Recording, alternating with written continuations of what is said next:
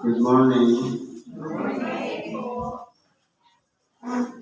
Isang mapagpalang umaga sa bawat isa. Sa pangalan po ng dakilang Panginoong Jesucristo, dito po tayo sa pagpapatuloy ng gawain kung saan meron tayong sitas upang talakayin at bigyan ng buhay para sa oras na ito. Ngayon po dako tayo dito sa isang sitas. Sabi po sa sulat ng Apostol Pablo sa mga taga-Ebreo, ang kapitulo ay 3, versikulo 7 hanggang sa 15. Sabi dito, gaya ng sabi ng Espiritu Santo. Ngayon, kung marinig ninyo ang kanyang tinig, huwag inyong mapagmatigasin ang inyong mga puso nang gaya ng sa pamumungkahi. Ano pong ibig sabihin nito? Ngayon po, naririnig natin ang tinig. Hindi po tinig ng nagsasalita dito sa unahan. Hindi yung vocal cord na nandito sa unahan. Kundi yung kapangyarihan dumadaloy sa nagpapahayag ng salita ng Diyos sa makatwid. Yung mensahe. Hindi boses. Ano yung sinasabi? Kung marinig ang tinig, huwag papamatigasin ang ating puso. Ano pong ibig sabihin? Meron po kasi tayong kalayaan na tanggapin o hindi tanggapin ang salita ng Diyos. Hindi kagaya ng sa pamumungkahi. Na kumbaga, hindi pa tinatanggap ang salita ng Diyos, mayroon ng pinansyal. Sasabihin, alam ko na yan. Kung pag nagsasagis ka na sa sarili mo, kabisado ko na yan, alam ko na yan. Dapat po, hindi ganun. Kasi po, ang tawag doon, pagmamatigas ng puso. Ano po ang dapat natin gawin? Walang iba, ipalagay natin, nakasama pa rin tayo kung papaano tayo tinawag. Mahalaga tayo sa Kanya. Kaya kinakailangan, bawat isa sa atin, ilalagay ang sarili sa mababang kalagayan. Halimbawa, pagpahayag na ako ng salita ng Diyos, hindi ibig sabihin na master ko na yan, alam ko na lahat yan, hindi na ako pwedeng makinig ng ibanghilyo ng iba. Hindi po. Kasi lahat ng ibanghilista, lahat yan kinakasihan ng Espiritu Santo. At magkakaiba-iba ang kanilang karanasan. Magkakaiba-iba ang kanilang unawa. Magkakaiba-iba ang kanilang interpretasyon. At magkakaiba-iba ang delivery nila sa pagsasalita. Sa magkatuwid, kung tayo po palaging may reaksyon sa bawat pakikinig ng Ibanghilyo, matigas ang ating puso. Ano ang dapat natin gawin?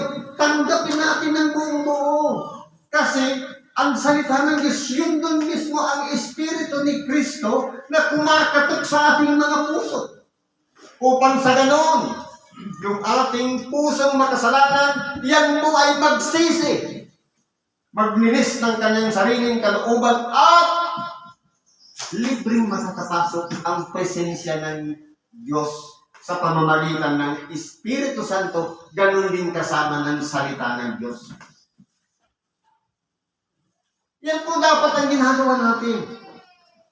Kalma lang, pakinggan ang salita ng Diyos, i-analyze. Kasi po, ang trabaho lang naman namin dito, hindi tinig ang pinapalabas namin, kundi kung ano yung tinapay ng buhay na nakahain sa ngayon, ang ginagawa namin, niluluto ng masikap na parang masarap yung lasa, para timplado, para lahat tayo maintindihan natin. Ang ganun pala ang ibig sabihin ng Ibanghilyo. Kumbaga, isusubo na lang at nanamnamin na lang yung timpla. Kung sa pagluluto, lasa mo ba yung lasa ng paminta? Tama ba yung lasa ng asin? Timplado ba? Hindi ba siya maalat? Hindi ba sa sunog? Hindi ba na overcook? Parang ganun po. Ibig sabihin, yan po ang kapangyarihan ng Diyos sa pamamagitan ng Espiritu Santo kumakatok sa bawat puso natin. Kaya ang kalayaan po nasa atin kung tatanggapin natin o hindi ang salita ng Diyos. Sabi dito, gaya ng sa araw ng pagtukso sa ilan. Hindi ba parang ginawa na kasi sa ating dakilang Panginoon? Noong panahon na ang mga Israelita ay hinamon nila sa Ehipto, hindi po nila sinunod ng buo kung ano yung ibinigay kay Moises. Naging pabigat pa yung mga Israelita noong panahon na yun. Hinamon na sila, maraming himala na silang nakita, pero ano nangyari? Tumalikod lang si Moises, umakyat sa bundok para ibigay yung 12 utos. Anong nangyari? Pinagsama-sama nila lahat ng kanilang ginto. Gumawa sila ng isang bisirong baka. Pagbaba ni Moises, dala-dala yung 12 utos. Pinagluluhudan nila yung bisirong baka. Nagawa sa ginto. Ganyan po ang ginawa ng mga tao noon. Na kahit ngayon ay paulit-ulit na nangyayari. Na sinusubok natin ang Diyos. Ano ba sabi dito? Anong naging reaksyon niya? Dahil dito ay nagayat ako sa lahi ito at aking sinabi, laging sila'y nangagkakamali sa kanilang puso, ngunit hindi nila nangakilala ang aking mga daan. Kasi po, nakatuon lahat sila sa material na bagay. Nakatuon lahat sila sa mga pinakikinabangan. Nakatuon lahat sila sa pansariling kasiyahan. Kaya ano ang dapat natin gawin? Ito ang panahon na kinakailangan buksan natin ang ating pag-iisip, lawakan natin ang ating unawa. Para ano ba, iniwan natin ang ating mga tahanan, binigyan natin ng pagkakaroon ng ating sarili, nadalhin natin dito sa book na ito para makinig ng Ebanghelyo. Pagkatapos, iba naman yung sadya natin. Anong mangyayari? Wala po tayong natutunan. Uuwi tayo, walang bit-bit na mabuting balita na ipinahayag ngayon. Matutulad lang tayo sa mga Israelita nun na lagi silang nagkakamali. Ano bang sabi dito? Ano ba't aking isinumpa sa aking kagalitan, sila'y hindi nagsisipasok sa aking kapahingahan? Ano po ba talaga ang layunin? Bakit tayo nagsisimba? Sabi, araw ng kapahingahan. Nandito ba tayo, relax ang ating pag-iisip? Nandito ba tayo sa personal na layunin? Nandito ba tayo para magkwentuhan lang? Nandito ba tayo para gawin lang yung obligasyon? Hindi po. Kinakailangan natin ramdamin. Kinakailangan natin yung ating sarili ilalagay natin sa sitwasyon na binibigyan tayo ng kapahingahan. Sa kakaisip ng mga problema, sa bigat ng ating mga dinaramdam, ng mga sakit, sa bigat ng mga nangyayari sa ating buhay, kabalisahan man, o kung ano-ano pa man. Dahil po, pinapanatag tayo ng Diyos sa pamamagitan ng salita ng Diyos. Kaya po, ang pagkahangarin natin, yung pagpunta natin dito, maramdaman natin ang tunay na kapahingahan ng ating kaluluwa, ng ating espiritu, at ng ating katawang naman. Dapat yan pari-parihas yan. Kasi kung halimbawa, umalis tayo sa bahay, nakalimutan pala natin bukas yung pinto, andito nga yung katawan, yung isip mo naman nandun. Wala pa rin. Kaya kinakailangan buo. na nandito lahat ang sangkap ng ating pagkatao na handang magpasakop at sumunod sa Diyos, ramdamin natin ang kapahingahan ibinibigay ng Diyos sa oras na ito. Na kinakausap niya tayo gamit yung mga tagapagpahayag ng salita ng Diyos para tayo matuto. Kasi po, kung halimbawa, puro lang tayo panalangin, ang mangyayari po niyan, kung nasa dalawang taong nag-uusap, ikaw lang yung salita ng salita, siya tagapakinig, yung salita dito ayaw natin pakinggan. Vice versa lang naman yan. Nagsasalita tayo sa isipan man o sa bibig ng panalangin natin sa lahat ng kailangan natin. Ang ating Diyos na makapangyarihan, na mahabagin, kahahabagan naman tayo. Pakikinggan niya ang ating dalangin. At sa oras naman ng Ebanghelyo, siya naman yung nagsasalita. Tayo naman yung tagapakinig. Kinakailangan, ibigay natin sa Diyos yung hinihingi niya. Nang sa ganon, mabuo yung mabuting ugnayan natin sa Diyos. Ang tawag yan, koneksyon. Umuwi po tayo sa ating tahanan, panatag ang ating kalooban. Naramdaman natin ang pagpapatawad ng Diyos. Ano pa sabi dito? Magsipag-ingat kayo mga kapatid baka sakaling mayroon sa kanino man sa inyo na isang pusong masama na walang pananampalataya ang naminiwalay sa inyo sa Diyos na buhay. Ito po yung warning. Okay. Naka-tie up na tayo sa Diyos. Active na tayo sa pagsamba. Panahon ngayon ng ayuno, ginagawa natin ang ayuno. Ang pag-iingatan natin, kung yung nakasanayan natin, araw ng pagsamba, yung Sabado o Linggo, yung palagi tayo nananalangin sa gabi, yung palagi tayo nagbabasa ng banal na kasulatan, yung may guide para mapahiwalay doon sa Diyos, dito po tayo pinapag-ingat.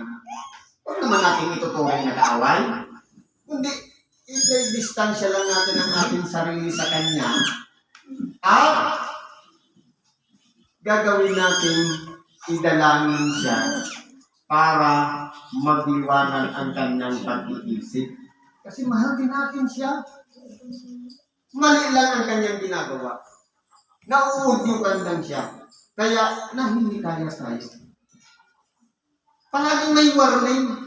Kasi po, sabi nga, in every devotion, there is always a temptation. Kung kailan masikap tayo sumusunod sa Diyos, tayo nagsisikap na magsamba, tayo nagsisikap na manalangin, tinatarget naman ng kalaban ng Diyos para maputol yung ugnayan natin sa Diyos. Kasi ang gusto ng kalaban ng Diyos, meron din kapanig sa Kanya. Kaya meron siyang gagamitin para putulin yung ugnayan natin sa Diyos. Sabi nito, ngunit kayo'y mga pangaralan sa isa't isa araw-araw. Meron ka lang oras dito. Mga pangaralan. Anong ibig sabihin? Hindi naman ibig sabihin na puro araw-araw tayo mag-Bible study.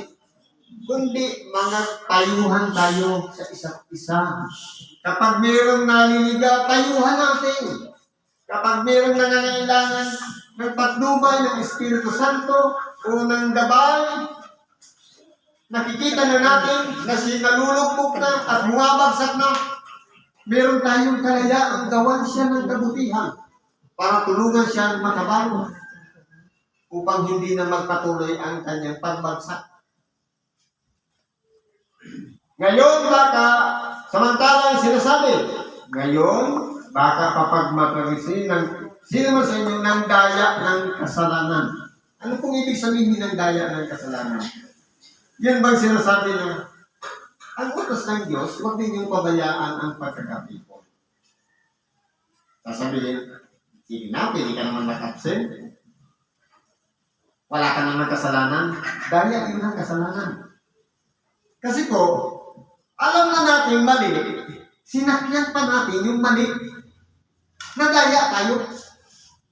Pero kung meron tayong paninindigan, at meron tayong sapat na pamantayan at tunawa, iiwasan natin yung mga taong gano'n. Kasi po, ihihiwalay niya tayo sa Diyos. Dapat mas lalo tayong lumapit sa Diyos. At yung mga taong nakapaligid sa atin na malayo sa Diyos, tayo yung maging daan para sila'y makalapit din naman sa Diyos. Hindi yung tayo yung madala. Sabi nga, huwag kayong padaig sa masama, kundi daigin ninyo ng mabuti ang masama. Dapat ang palaligan nagtatrayong, nagtatagumpay, walang iba, ang kabutihan. Dapat mabahaginan natin ng kabutihan ng ating kapwa. Hindi yung tayo pa yung natukso o napahamak dahil sa kanila. Sapagkat tayo'y nagiging kabahagi ni Kristo, kung ating iniingatan matibay ang pasimula ng ating pagkakatiwala hanggang sa katapusan. Palagi nating babalikan yung mga panahon na tayo ay nasa mababang kalagayan na nag-uumpisa pa lang.